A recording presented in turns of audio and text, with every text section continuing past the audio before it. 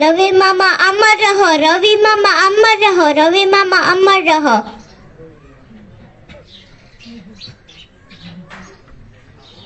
देश के लिए मैं जान भी दे सकती हूँ, देश के लिए मैं सब कर सकती हूँ। रवि मामा के लिए भी मैं सब कर सकती हूँ। रवि मामा के लिए भी जान दे सकती हूँ, सब कुछ कर सकती हूँ। जय हिंद, जय भारत। आज हमारा परिवार में रविंद्र भाई जी हमने मूकीने वया गया। અમારા પરિવારમાં એક બહુ મોટો દુઃખદ પ્રસંગ જે બનેલ છે, પરંતુ જો જીવનમાં તમે કોઈને કોઈ વાતની ગેરંટી આપી શકતા હોય તો એ એક જ બાબત છે, મૃત્યુ. આ જીવનમાં જો કોઈને તમે એમ કહી શકતા હોય કે તારું મૃત્યુ છે નિશ્ચિત છે, જન્મનું નક્કી નથી કે ક્યારે જન્મશે કે જન્મશે કે નહીં જન્મે, પણ મૃત્યુ છે એ નિશ્ચિત છે અને એને સ્વીકારવું પડે એમ છે. રવિન્દ્રભાઈ આપણા જીવનમાં ક્યારે કઈ રીતે બદલાવ આવે ને એની ખ્યાલ નથી હોતો. ભગતસિંહને આપણે બધા ઓળખીએ છીએ કે જેની આ દેશ માટે દુશ્મનો સામે ફાઇટ આપી અને આ દેશના ઉપર જે શાસન પ્રશાસનમાં હતા એમની સામે ફાઇટ આપી અને એમની એક લડાઈ લડી હતી. પણ એ પછી આ દેશમાં એક બીજી લડાઈ જે હતી એ એને ખ્યાલ નહોતો, પણ એને જ્યારે જેલ દરમિયાન એને એક વિચાર આવ્યો કે આ દેશમાં જ્યોતિબા ફૂલે સિવાય પેરિયાર રામાસ્વામી સાહેબ જેવા અને ઘણા એવા મહાનાયકો બાબા સાહેબ જેવા કે ઈ કઈ લડાઈ લડે છે. તમે ભગતસિંહનું એક પુસ્તક વાંચી લીજો કે મેં નાસ્તિક ક્યું હું. એના જીવનમાં પરિવર્તન આવ્યો કે આ દેશમાં સાચી લડાઈ તો માનવ વચ્ચેનો જે ભેદ છે અને એકી તરફનું જે શાસન છે એની સામે લડાઈ આપવાની જરૂર છે. ત્યારે ભગતસિંહને ખ્યાલ આવ્યો કે ખરેખર એક લડાઈ તો હું લડી ચૂક્યો છે, પણ આ બીજી લડાઈ પણ હવે મારે આ લડવાની છે. તો એવી રીતના જ હું રવિન્દ્રભાઈની વાત કરું તો રવિન્દ્રભાઈ જે છે એમની સાથે અવારનવાર અમારી વાત થતી હોય તો એ જ્યારે ઉદાહરણો આપતા ત્યારે આપણા જે ધર્મશાસ્ત્રો હોય ને એના ઉપર ઉદાહરણો આપતા. જીવન આવું હોવું જોઈએ, જીવન આ પ્રકારે હોય છે, જીવન આ રીતના જીવવું જોઈએ, માણસ આમ હોય છે. પણ એના જીવનમાં એક વ્યક્તિ બદલાવ લાવ્યા, એ છે એનો નાનો ભાઈ. જયારે રવિન્દ્રભાઈએ પોતાનું મકાન બનાવ્યું અને હવન કરવાનું વાત થઈ ને ત્યારે રાજેશભાઈ કીધું કે હું નહીં આવું. ત્યારે રવિન્દ્રભાઈને લાગી આવ્યું કે જે મારો નાનો ભાઈ આજ દી સુધી મને કોઈ બાબતનું ના નથી પાડ્યું, હું હા કહું તો હા, હું ના કહું તો ના, કોઈ પણ બાબતનું આજ દિવસ સુધી મને એને ના નથી કીધું, પણ મને આ જે ક્રિયાઓ કર્મકાંડ કરવાનું મને એની ના પાડી દીધું છે, શું છે આ?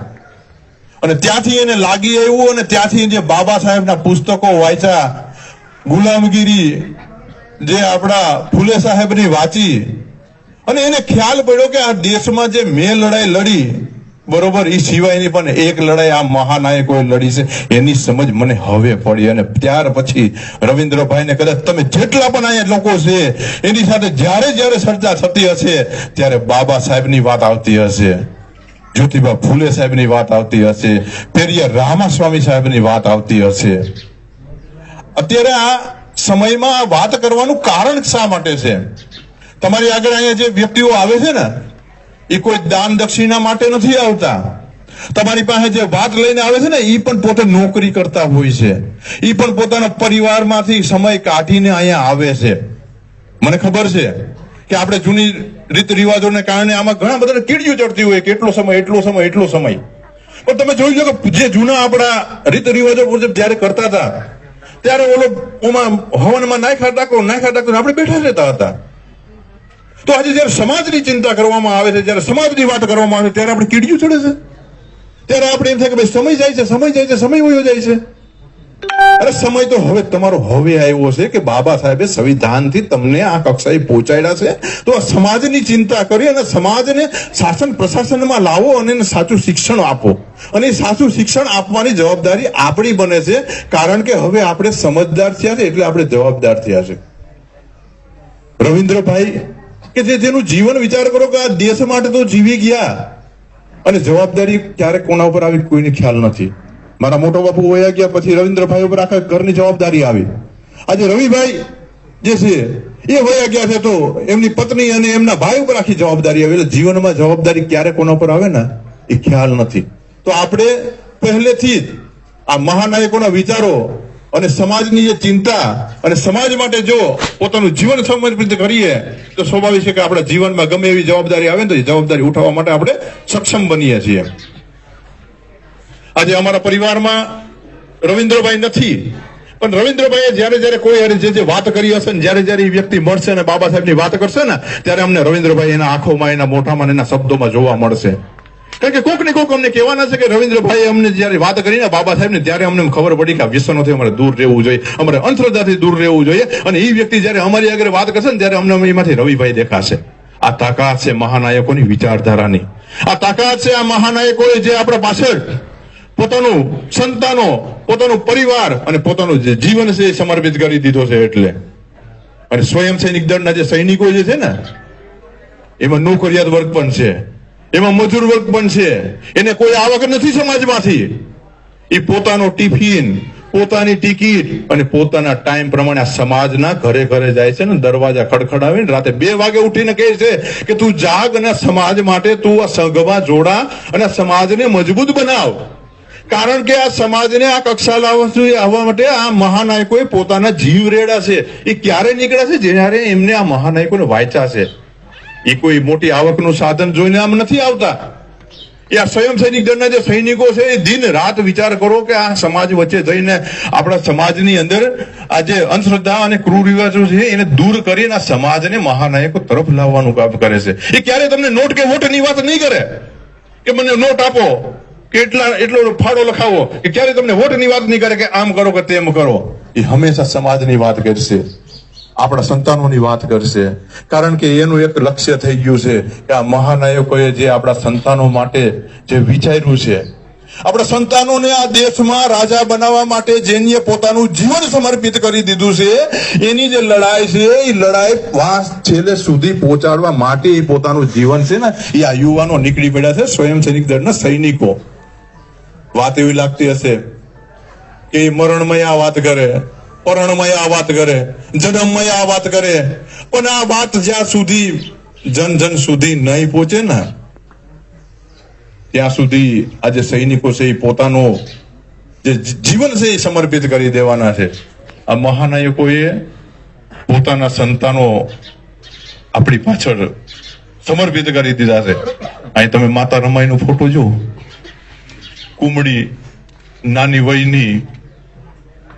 આપણે આપણા સંતાનને એક ખાલી શરદી ઉધરસ થઈ હોય, હું અહીંયા તમને ગેરંટી આપું કે કદાચ ઘેરે તમારા છોકરાને રાખીને આવ્યો એક ફોન આવે ને તો તમે બધું કામ મૂકીને સીધા ઘેરે ભાગો કે મારા દીકરાને મજા નથી. અને માતા રમાએ તમારી પાસે 4 સંતાનો પોતાના હોમી દીધા છે. એમને નથી મળ્યું, આ કઈ મોટું નથી મળ્યું કે તમે હું આજે લાલ પીરાને લાલ ગાડી બંગલામાં ફરીએ ને, એમને નથી મળ્યું. તમારી પાછળ માતા રમાઈએ પોતાના 4 સંતાનો હોમી દીધા છે. બાબા સાહેબ એ સમયગાળામાં ધારત ના તો એને કોરા ચેક લખીને આપતા, કાલે કરોડ રૂપિયા લઈ લે, આ મૂકી દે પિંજણ, શું જરૂર છે તારે, એટલો બધો જ્ઞાની છે, વિચાર કર કે 9 ભાષા જાણે છે, 32 ડિગ્રીનો જાણનાર છે, શું જરૂર છે આ? પણ બાબા સાહેબે પોતાનું જીવન છે તમારી પાસે સમર્પિત કરી દીધું છે. એની વિચારધારા આપણે ઘરમાં લાવવાની છે, આપણા સંતાનોને કહેવાનું છે. અને આપણા સંતાનોમાં જયારે આ મહાનાયકોની વિચારધારા આવશે ને ત્યારે બ્રાન્ડ બની જશે. બ્રાન્ડ તમે જોઈ લીજો. આઈએસ હું તમને ગેરંટી આપું કે અહીંયા આઈએસ ઓફિસર હોય કે મજૂર વર્ગ હોય, કદાચ કોઈ શ્રવણની ઘેરે જશે અથવા કોઈ મંદિરના પગથિયા થશે ને તો એના હૃદયના ધબકારા ધબધબ થતા હશે કે આગળ પૂછે તો કે તમે કેવા, અરે ગમે એવા તમે હોય, પણ તમે જયારે બાબા સાહેબની વિચારધારા તમારા ઘરમાં પ્રવેશે અને તમે તથાગત ગૌતમ બુદ્ધનો ધમ તમે જયારે સ્વીકારો ને તો તમને પોતાને તમે બ્રાન્ડ સમજવા માંડશો. અને તમને ક્યાંય એવો તમારા હૃદયના ધબકારા એવા નહીં થાય કે મને કોઈ એમ કહેશે કે તમે કેવા, અને એમ કહેશે ને કે ભાઈ તમે કેવા, તો અમે કહેશું કે ભાઈ અમે તથાગત ગૌતમ બુદ્ધના જે ધમ્મ છે ને, અમે એના અનુયાયી છીએ. અમે બાબા સાહેબના વારસો છે, ત્યારે તમે ગર્વથી કહી શકશો. આ તાકાત છે આ મહાનાયકોની વિચારધારામાં. અને આ જે તાકાત છે એ આપણે આપણા બાળકોમાં એમાં પ્રવેશવાની છે. રવિન્દ્રભાઈએ આર્મીમાં પોતાની ફરજ બજાવી અને સુબેદાર બન્યા, તો આપણે પેલા એને સલામી આપશું. આપણે એને